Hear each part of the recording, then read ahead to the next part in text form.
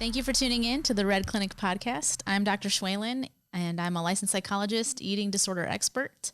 Today, I have brought on a special guest. So usually, I like to bring in different experts to talk about eating disorders and people who are experts in the field.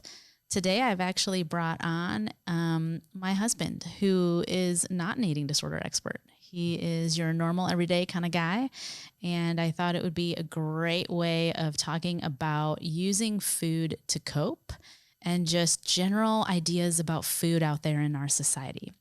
So my husband's name is Gene. He actually does another podcast with me every week called what's it called? Can you help me out with that? The Parents Survival Kit. I just wanted everybody to hear your voice. I'm just that normal, everyday kind of guy. Yeah, so the Parents Survival Kit from surviving to thriving in your household is the other show that we actually do together, but I wanted you on this one with me today. Well, I'm thrilled, I'm excited, and I'm honored. So thank you. Well, thank you for being here. So basically, I want to talk about just using food to cope. And I wanted to ask you what you even think of when I say that. I think of, well, there's some old movies and kind of the cliche that when women have a bad breakup with a boyfriend, they go eat 3 tubs of ice cream. Very good. I like that one. That even gives like a good visual, right? And that is really cliche, but I'm so glad you said that because, based on how we're feeling, it can really impact how we approach food, right? And so when a girl breaks up with her boyfriend, yeah, that's like the cliche example, but she would go eat a bunch of ice cream, watch some sad movies, call a girlfriend and cry with her about it, right? And that's just one example of ways that people can use food to cope. When like maybe the kids do something great or it's a birthday and it's time to celebrate, what's something that's pretty normal that you would think to go do?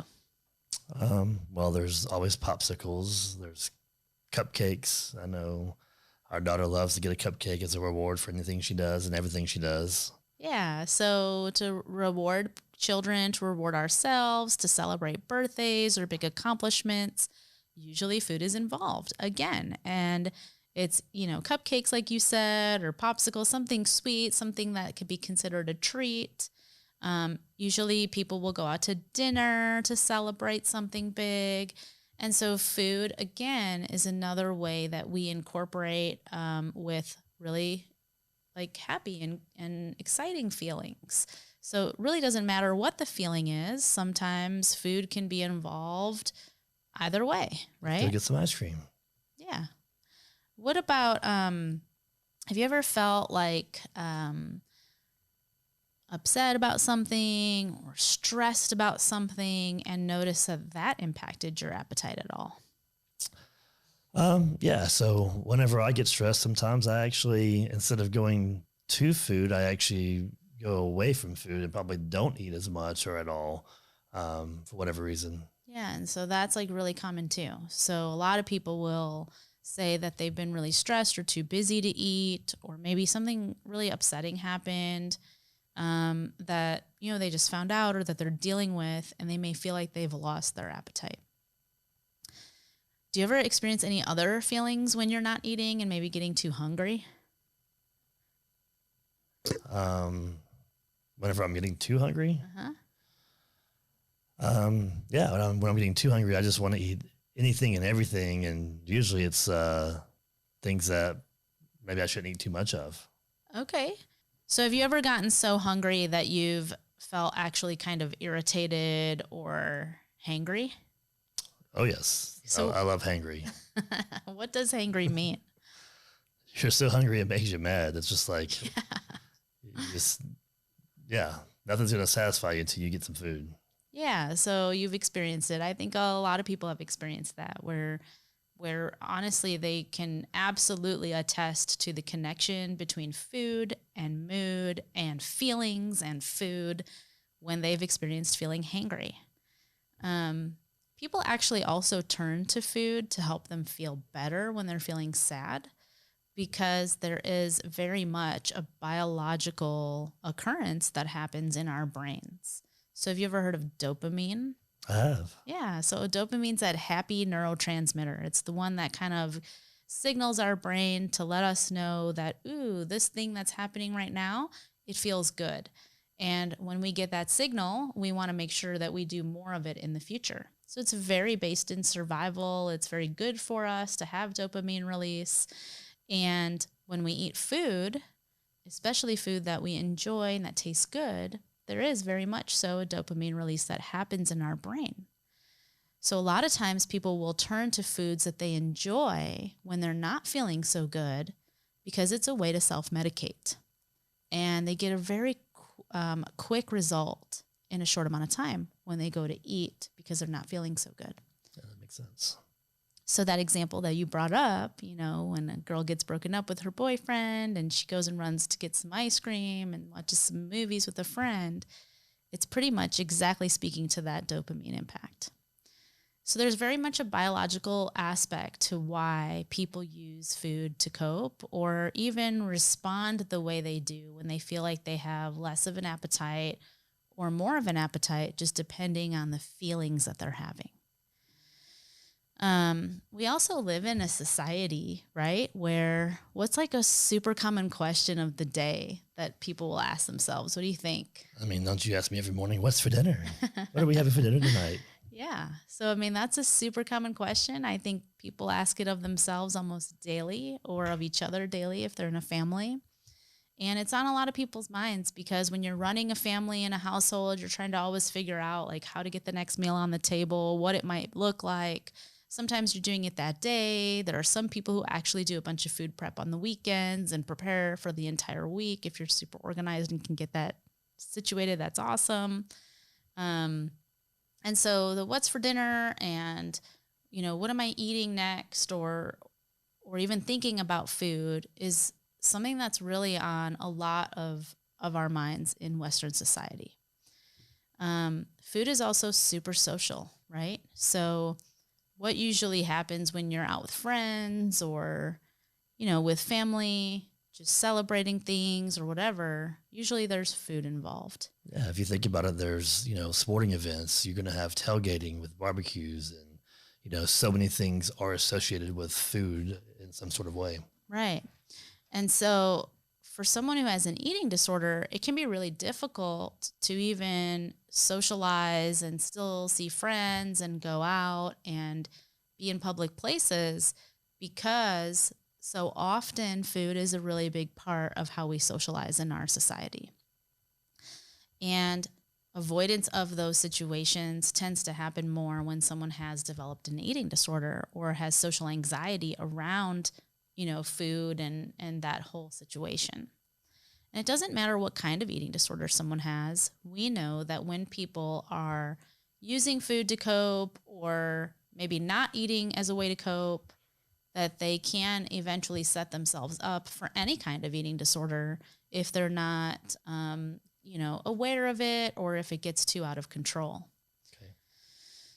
So what I want to talk about today is really like different kinds of eating disorders and how they are very much associated with with essentially coping with feelings. So people who don't have eating disorders very much use food to cope with feelings. I think we've just established that. And then people who do have eating disorders absolutely use food or lack of eating food as a way to cope as well. I actually want to give one more example. I think it's a real good one, and I think a lot of people are going to be able to connect to this one. So tell me, what was one of the first things besides purchasing a bunch of toilet paper and paper towels, right? Maybe Clorox wipes, that you and some of your friends went out and did, or family members went out and did when the pandemic started? We bought a lot of hand sanitizer. No. What I did and what we did and what I know a lot of my friends and family did was go out and buy a lot of meat and freeze it. Yeah. And a lot of frozen foods and food, right? pizzas and things you could just store in the deep freezer. Yeah. So even with this pandemic upon us, one of the first things people did was go and cope with food, right? That's crazy. What's crazy about it? Just What's to think about happening it. right now for you? Well, I mean, it is what happened. I mean, people went out and they went crazy in the stores and bought everything up, and that was the way of coping with the uncertainty of the pandemic. Yes, exactly. I think you've just made like a really great connection. So, coping with the uncertainty of the pandemic, people turned to food and they did what they thought needed to happen in order to survive, right? So, they stored up a bunch of food because no one really knew what was going to happen next. Um, so, food is a huge part of how we cope in this society. And that is why, when we look at eating disorder development, I always tell every single client I work with, you know what?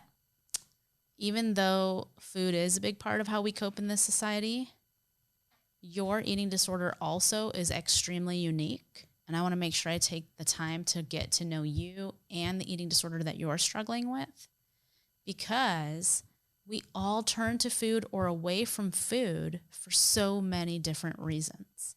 And it's not usually the same for any, few people in a room. So, for example, with anorexia, we know that clients are usually very much controlled around their behaviors with food. And instead of eating food, they actually restrict it. They're not eating it. And a lot of that has to do with wanting to feel in control when they feel like other aspects of their life are out of control.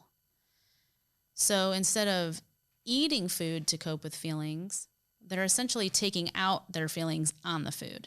So I've even heard clients with anorexia say things like, I'm not good enough to eat, I don't deserve to eat, or I need to punish myself and I'm not going to eat because of, and then they name their reason. So staying away from the food, taking it out on the food is a way that clients with anorexia tend to cope with their feelings.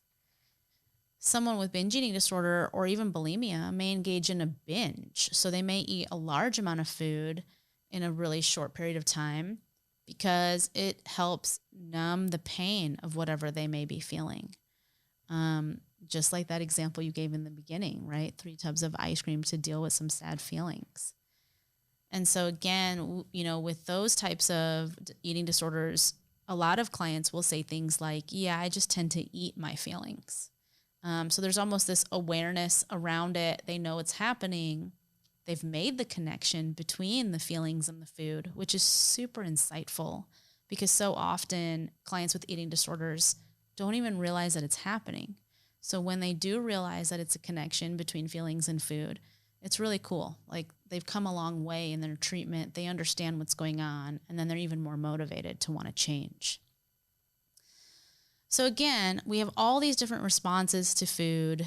We all can relate to the fact that, food actually does impact the way we feel, especially with the hangry example, or even feeling sad and then eating something that tastes good so we can get that dopamine release.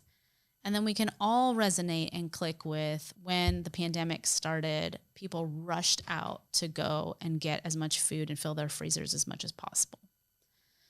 So overall, today was really just, a quick talk about just the connections between feelings and food with eating disorders.